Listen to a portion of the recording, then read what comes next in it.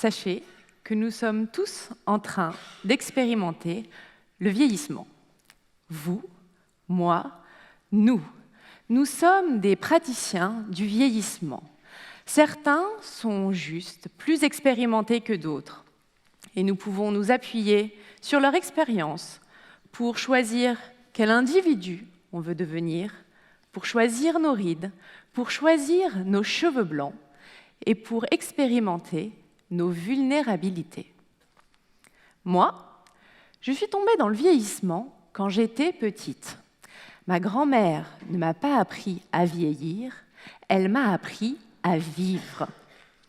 Mémé, c'était une capsule de fraîcheur, une coquetterie dans les boucles de ses cheveux blancs, un soupçon de baiser volé sur ses joues fripées et les marques de la poussière du temps sur ses mains. Mémé m'a transmis sa finesse, sa gaieté et la détermination de faire des choix peu acceptés par son époque. Ma grand-mère, décédée quand j'avais 8 ans, vivait dans la même rue que nous, ma mère et moi, et faisait partie de mon quotidien.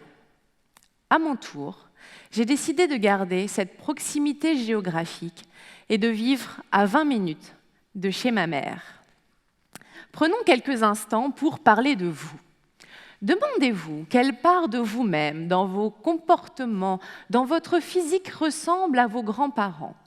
Souvenez-vous de leur tic de langage, de leur style vestimentaire, de leur odeur, de leurs paroles ou d'histoires invraisemblables. Avez-vous trouvé ? Peut-être que c'est aussi des personnalités qui ont marqué votre expérience du vieillissement. Lily Tomlin ou Jane Fonda, dans Grace et Frankie, qui crée à plus de 70 ans une entreprise.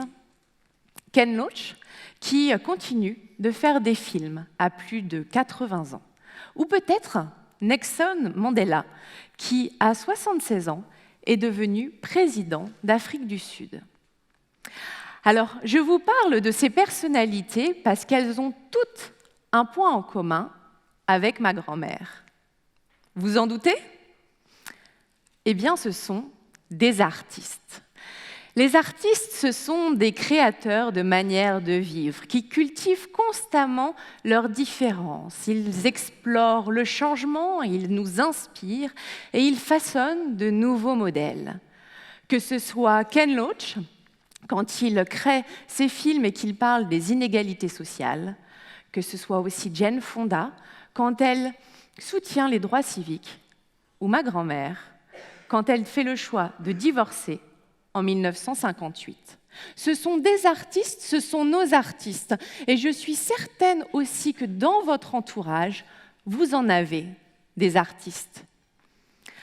Alors, comme l'a écrit Simone de Beauvoir, brisons la conspiration du silence et sortons du regard négatif que l'on porte sur le vieillissement. En France, en février 2018, le Comité consultatif national d'éthique, qui a pour mission à la fois de donner des avis sur des questions éthiques et de société, a souligné que la société française était agiste, impulsait une peur de vieillir et isolait les plus âgés dans une société de la performance, de l'urgence et du jeunisme. Est-ce que vous avez envie, sous prétexte que vous avez 60 ans, 70 ans ou plus, d'être mis de côté, rejeté par la société ? Mais comment sommes-nous arrivés à vivre dans une société agiste ? Eh bien, pour cela, je vous propose de faire un voyage dans le temps. Dans l'imaginaire collectif, on a oscillé entre un aïeul à qui on attribuait des valeurs d'autorité, de respect et de sagesse. Et à côté de ça, on avait le vieux, misérable, miséreux et fragile. Quand on évoquait le sujet des femmes, elles étaient très souvent perçues en tant que sorcières. Suite aux révolutions industrielles et numériques et à la mise en place de politiques publiques, les plus âgés ont été ôtés de leurs rôles sociaux, comme le fait de détenir la mémoire collective. Mais aussi, ils ont été peu à peu jugés inutiles et improductifs. Dans une société où une personne sur 3 aura plus de 60 ans en France et une personne sur 6 dans le monde. En 2050, près d'un tiers de l'humanité aura plus de 60 ans, et j'en ferai partie. Je vous parle de ce sujet du vieillissement parce que cela fait 11 ans que je travaille dessus. Je suis sociologue. Alors, quand j'étudie les comportements, les désirs, les besoins, les attentes des plus âgés, cela me permet de comprendre les réalités d'aujourd'hui, mais cela me permet aussi de comprendre demain, notre demain, et de pouvoir enfin créer d'autres possibles. À partir de ces analyses, je vais me permettre de vous proposer une manière d'utiliser ce temps qui passe, une sorte de principe de l'alchimie du temps pour explorer notre expérience du vieillissement. Alors en 2030, ce sera le temps des liens sociaux, le temps de la participation sociale et le temps de l'enthousiasme bienveillant. 3,2 millions de personnes de plus de 60 ans sont en risque d'isolement relationnel, c'est-à-dire n'ont aucun contact par jour, pas de téléphone qui sonne. En France, en 2015, c'est à peu près 28% des plus de 65 ans qui se suicident sur l'ensemble des suicides, c'est-à-dire 3 000 sur 10 000. Et dans les récentes statistiques de la santé publique sur le sentiment et les craintes liées au suicide, eh bien, on oublie les 75 ans dans ces statistiques. Nous ne pouvons pas laisser faire ça. En 2030, on vieillira entouré de gens qui nous ressemblent. On comptera sur des gens dans nos quartiers, dans nos communes, dans notre société. On pourra créer des lieux ouverts tels que les tiers-lieux, des conciergeries, des espaces territoriaux d'entraide. Mais on pourra aussi s'appuyer sur nos tribus qui nous ressemblent, comme celle que j'ai quand je vais faire du sport. Une tribu qui soutient, qui est présente, qui encourage et qui peut même vous aider à refaire la cuisine de votre parent âgé. Prenons le deuxième temps, celui de la participation sociale. Lors d'une étude que j'ai menée sur les modes de vie des jeunes retraités, j'ai rencontré Michel. Michel m'a dit « Depuis que je suis à la retraite, c'est un vide, c'est effroyable, un véritable gouffre. Je me sens inutile. » Inutile. Ce qu'a ressenti Michel, c'est ce que ressentent un certain nombre de retraités quand ils arrivent à la retraite, qui n'est pas du tout se retirer du monde, mais qui peut en donner ce sentiment. Nous ne pouvons pas laisser faire ça. Alors en 2030, eh bien, le mot retraite n'existera plus. Ces individus seront toujours, comme aujourd'hui, des citoyens, des auteurs, des acteurs. Et on valorisera l'engagement, l'implication.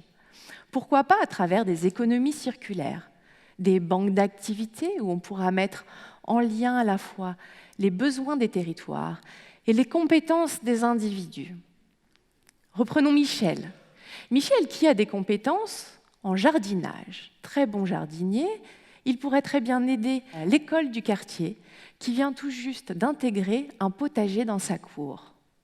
Le troisième temps, celui de l'enthousiasme bienveillant. Vivre, vieillir, c'est aussi pouvoir avancer vers le grand âge.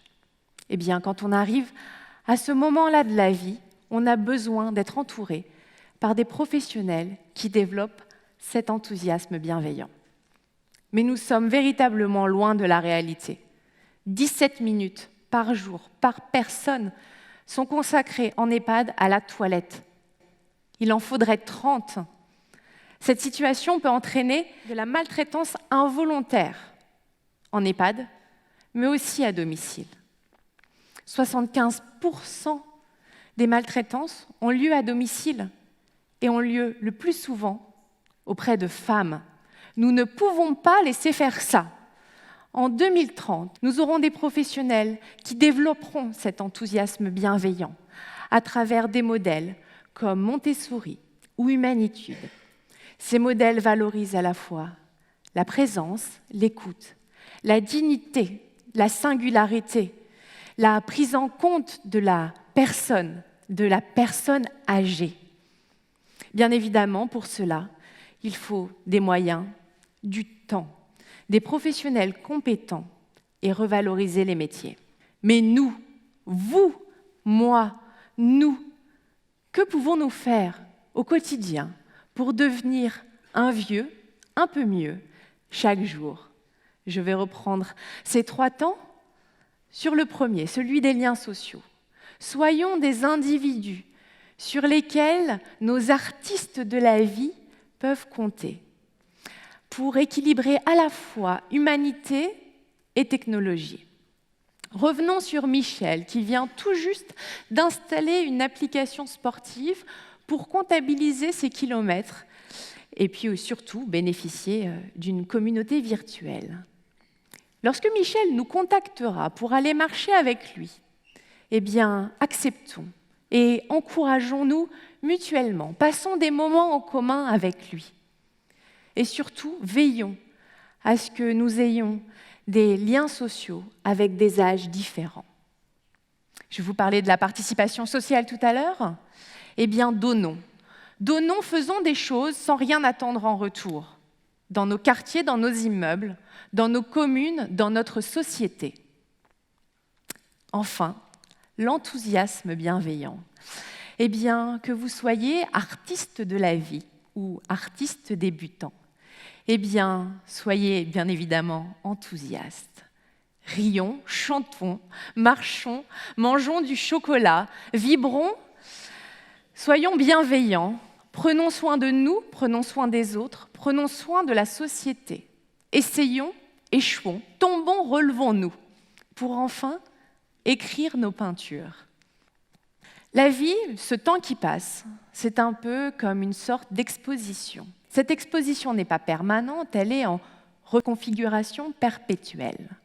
Alors aujourd'hui, sur mes étagères, j'aimerais y mettre des livres par milliers, des gants de boxe, mais aussi une photo de maman et de moi.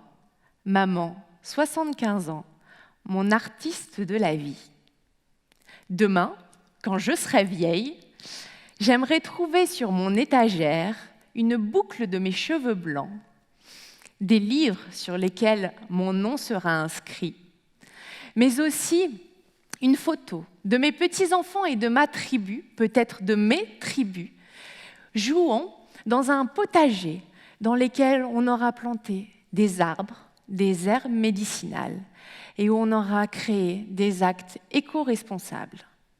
J'aimerais aussi trouver sur ces étagères des valorisations d'actions politiques et humaines que j'aurais mises en place, menées en collaboration pour améliorer nos conditions de vie et surtout celles des femmes âgées.